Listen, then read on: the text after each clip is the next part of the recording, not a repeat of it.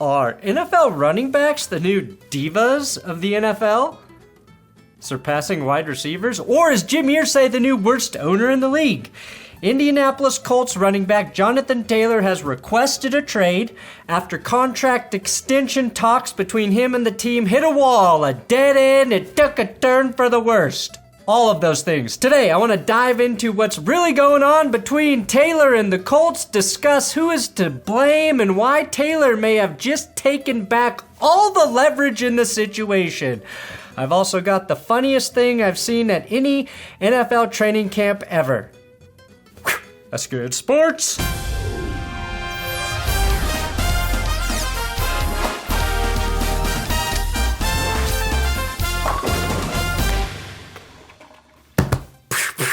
And don't forget to follow me on X.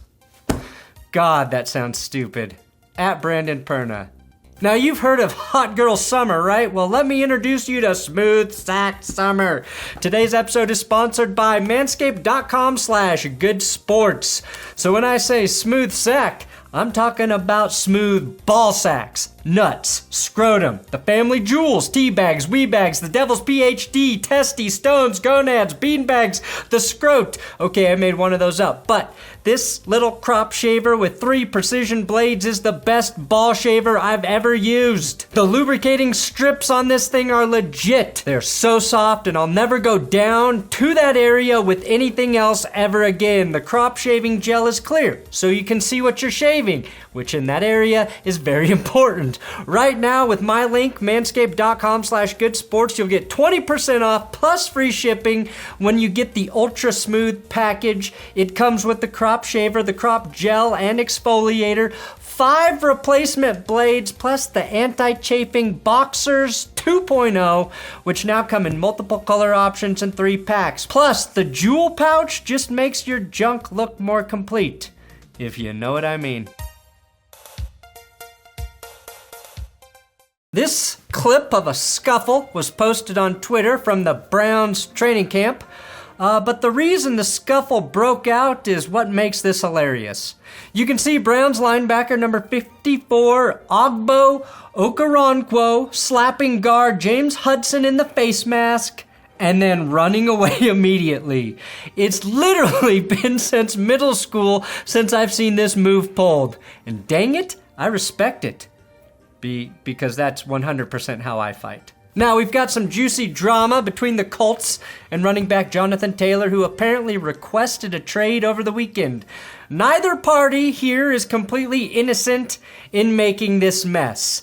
It's like being a parent and walking into a room that's been destroyed in your home and then looking over at your dog and your toddler, who are both covered in evidence, both responsible for making this giant mess. The problem? Jim Irsay, who should be the parent in this analogy, is the fucking dog destroying the room with the kid. Now, 24-year-old Jonathan Taylor is heading into year 4 of his rookie deal with the Colts. Taylor was taken in the second round of the 2020 draft, so there's no 5th-year option on his contract. And if you've been paying attention to the NFL offseason, all of the running backs have been pissed off by the fact that they are underpaid and undervalued. They held a Zoom meeting to air their grievances. Jonathan Taylor and his agent decided to ask the Colts for a contract extension and also allegedly requested roughly $16 million per year. Now that request comes just a few days after Giants running back Saquon Barkley settled for $11 million for this upcoming season in New York on the franchise tag. Now Taylor wanting $16 million per year isn't as crazy as it sounds, considering that's roughly what the 2 top backs, Christian McCaffrey and Alvin Kamara, will be making this season. And at this point, Jonathan Taylor has never been arrested after a Pro Bowl like Kamara. Taylor is also trying to avoid being in the same position that Saquon Barkley, Josh Jacobs, and Tony Pollard all found themselves in this offseason, which is getting slapped with the franchise tag, which would essentially force Taylor to play one more season well below his market value. While $16 million may sound like a lot, it's what a top 5 back should be asking for right now. Keep in mind, that's how all of the other contracts at every other position work every year in the NFL. Wide receiver, quarterback, corner, edge, tight end. When a top-tier player is about to become a free agent, they reset the market by becoming the highest paid player at their position. Sometimes they are the best player, and it makes a lot of sense. But many times, they are a pretty good player at the right time. And I honestly think Jonathan Taylor and his agent are trying to get the running back market back on track, corrected if you will. Saquon Barkley, Josh Jacobs, Tony Pollard were all tagged this offseason. You know that. We've talked about it ad nauseum, which kept their salary at around $10 million, which was well below the 15 to 16 top of the market value. Specifically speaking for the running back position, I can just speak firsthand. We do a lot. And you just want to be treated fairly. I mean, you see why guys, they request trades. They want, they just want to feel valued by not only their coaches, their teammates, but the organization as well. And I commend Taylor for trying to correct that, because if he succeeds, it will benefit a very good back who needs a new contract moving forward. And quite honestly, the Colts can afford to pay him. Just today, we learned that Colts running back Zach Moss broke his arm. That's really unfortunate for Zach Moss, who is now expected to miss 6 weeks from the injury. Moss came over by way of Buffalo and was the number 2 running back on the depth chart behind Jonathan Taylor. This obviously makes Taylor even more valuable now, considering the guys behind Zach Moss are rookies Evan Hull, Jake Funk, who ironically is the best smelling guy on the team, and Deion Jackson. 3 guys with 267 total rushing yards, all belonging to Deion Jackson, who is last on the depth chart. And as much as I love his name, just by looking at Jake Funk, I don't see a 1,000-yard rusher.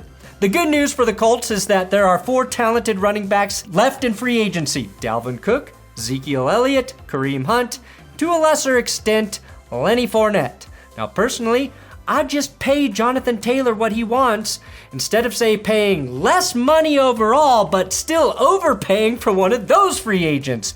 But if one of those guys sign with Indy, I think they will fuck up any momentum the disgruntled backs have currently built up. Now, this also speaks to why the Colts won't trade him. There aren't any teams out there right now willing to give up anything for running backs. The Colts won't trade him because they don't have any buyers. Now, that could change once the season gets going. Now, the real issue with Jonathan Taylor's plan for getting paid more money is he's dealing with the crazy person in Jim Irsay. I don't know how to make sausage. I don't know what goes into sausage. Irsay. Probably a reason Taylor wants out. Plus, Jonathan Taylor is coming off his worst statistical season, which was hindered by injuries, and he's got 1 season left on his rookie deal, plus an extra season if they tag him after the 2023 season. He doesn't have much leverage. It's crazy, though, to think right now that the future of NFL running backs getting paid fairly hinges on the kindness of these 2 men, Mark Davis and Jim Irsay. If either one decides to pay Josh Jacobs or Jonathan Taylor, say $16 million per year, that will help all other running backs.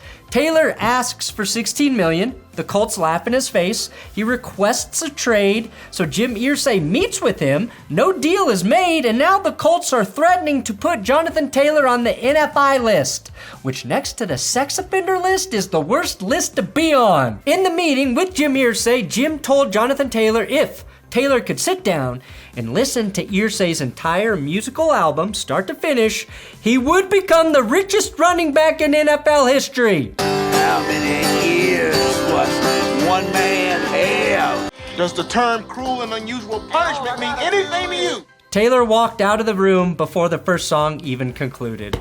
Now, I mentioned the NFI list. What the fuck's that?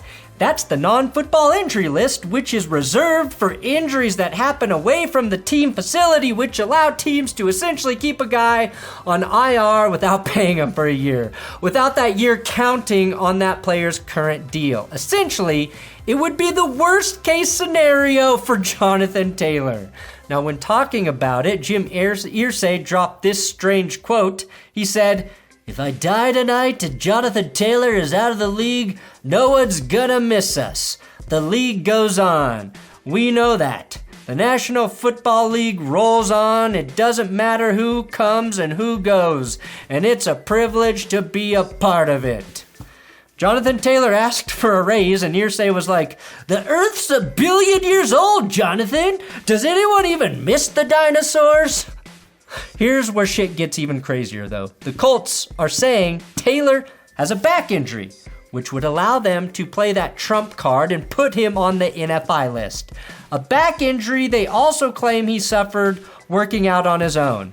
Taylor tweeted he never had back pain, never reported back pain, and this gets more complex because Taylor began training camp on the active, physically unable to perform list after failing to pass his pre-camp physical, but that is related to his January ankle surgery. I'll just let Ian Rappaport explain. If the team was going to retroactively put him on the non-football injury list, they would have to do so with a failure to disclose the injury. They would have to allege that Taylor lied to them and did not disclose a non-football injury. And to my knowledge, that does not seem to be what happened, but that is how complicated this has gotten. Also, I think the Colts were like, any injury to a running back is a back injury, right, Goodell? Right, Commish? We can use that loophole? Like I mentioned, when Tom Grossi and I discussed this morning on GPS, Jim Irsay just needs to be quiet.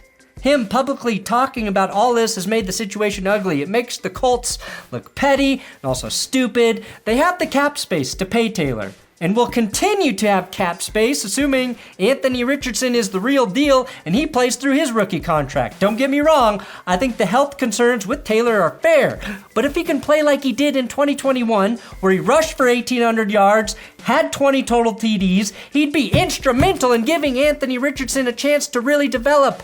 I'd argue the Colts are one of the few teams right now who should overpay a running back to help their young quarterback.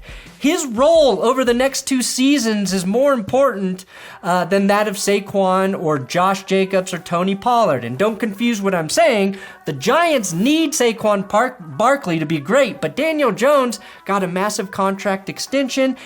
Jones needs to prove he can be effective regardless of who he's handing off to. Josh Jacobs would be great for Jimmy G, but the Raiders are a team in limbo right now.